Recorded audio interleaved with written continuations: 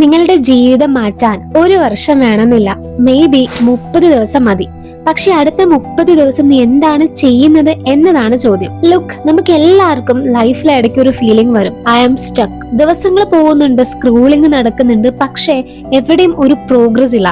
നമ്മൾ പല റെസൊല്യൂഷൻസും എടുക്കും, 2 ദിവസം ഫോളോ ചെയ്യും, 3rd ഡേ ആവുമ്പം back to normal.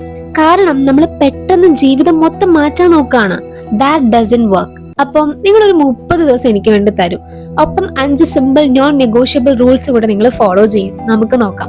Rule number 1, wake up at A fixed time. നിങ്ങൾ 5 മണിക്ക് എഴുന്നേൽക്കുന്നു, 7 മണിക്ക് എഴുന്നേൽക്കുന്നു എന്നതല്ല ഇവിടുത്തെ പ്രശ്നം. Your brain loves rhythm.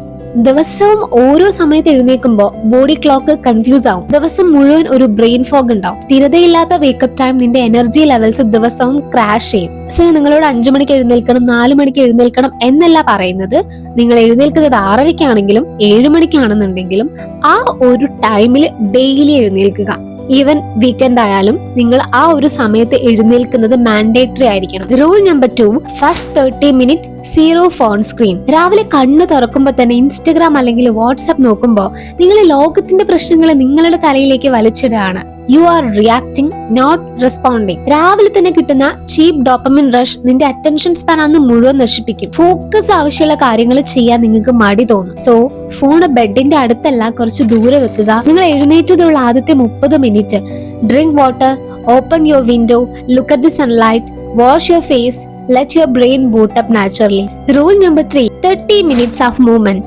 എനിക്ക് എനർജി ഇല്ല, അതുകൊണ്ട് വർക്ക്ഔട്ട് ചെയ്യുന്നില്ല എന്നല്ല, നീ വർക്ക്ഔട്ട് ചെയ്യാത്തത് കൊണ്ടാണ് ഈ എനർജി ഇല്ലാത്തത്. സെഡന്ററി ലൈഫ് സ്റ്റൈല് നിന്റെ മൈൻഡിനെ സ്റ്റഗ്നന്റ് ആക്കും. ഓവർ തിങ്കിങ് കൂടാൻ പ്രധാന കാരണം നമ്മുടെ ബോഡി അനങ്ങാത്തതാണ്. ഇതിനായിട്ട് ജിമ്മിന്റെ സബ്സ്ക്രിപ്ഷൻ എടുത്ത് കാശ് കളയേണ്ട ആവശ്യമൊന്നുമില്ല. ഒരു 30 മിനിറ്റ് നിങ്ങൾ ജസ്റ്റ് ഒന്ന് വാക്ക് ചെയ്യാം, സിമ്പിൾ ആയിട്ട് ഹോം വർക്ക്ഔട്ട് ചെയ്യാം, സ്ട്രെച്ച് ചെയ്യാം. Rule number 4, 1 hour of deep work. നമ്മൾ എപ്പോഴും പറയും ടൈം ഇല്ല എന്ന്, പക്ഷേ നിങ്ങൾ നിങ്ങളുടെ സ്ക്രീൻ ടൈം ചെക്ക് ചെയ്യോ? അതിൽ ചിലപ്പം 8 മണിക്കൂർ 9 മണിക്കൂറൊക്കെ നിങ്ങൾ ഫോൺ യൂസ് ചെയ്തുകൊണ്ടിരിക്കുന്നുണ്ടാവും. അപ്പൊ അതിന്റെ കോൺസിക്വൻസ് എന്താ? നിങ്ങളെ രക്ഷിക്കാൻ ആരും വരാൻ പോകുന്നില്ല.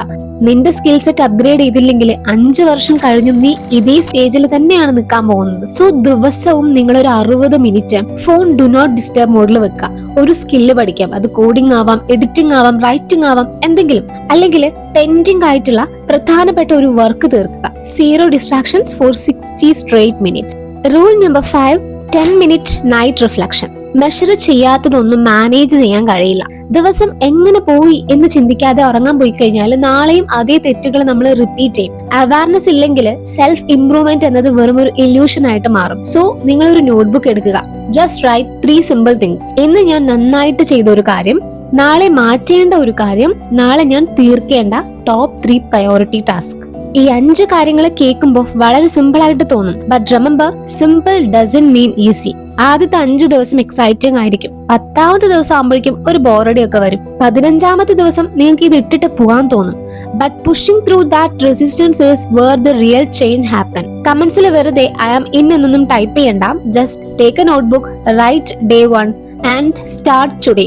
30 ദിവസം കഴിഞ്ഞാൽ നീ കംപ്ലീറ്റ്ലി ഡിഫറെന്റ് പേഴ്സൺ ആകുമെന്ന് ഞാൻ പ്രോമിസ് ചെയ്യുന്നില്ല. But if you actually do this four 30 days, you won't be the exact same person who started.